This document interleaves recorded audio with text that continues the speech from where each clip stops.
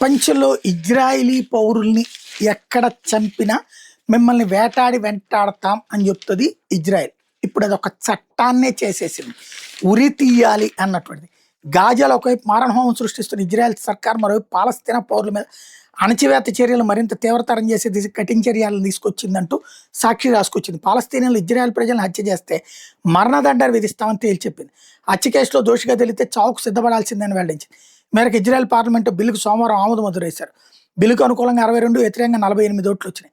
అంతకుముందు బిల్లు మీద దాదాపు 12 గంటల పాటు చర్చించారు. బిల్లు ఆమోదం పొందిన వెంటనే పార్లమెంటు సభ్యులు హర్షాతిరేకాలు వ్యక్తం చేశారు.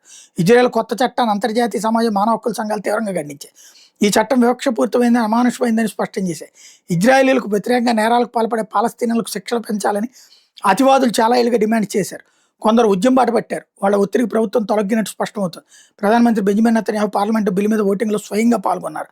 కొత్త చట్టం ప్రకారం ఇజ్రాయెల్ పౌరుల హత్య కేసులో దోషులుగా తేలిన వెస్ట్ బ్యాంక్ పాలస్తీనియన్లకి ఉరిశిక్ష అమలు చేస్తారు. అంతేకాకుండా ఇట్లాంటి కేసుల్లో దోషులుగా నిర్ధారణ అయిన ఇజ్రాయెల్ పౌరులకు కూడా మరణశిక్ష విధించే అధికారం ఇజ్రాయెల్ కోర్టులకు ఉంటుంది.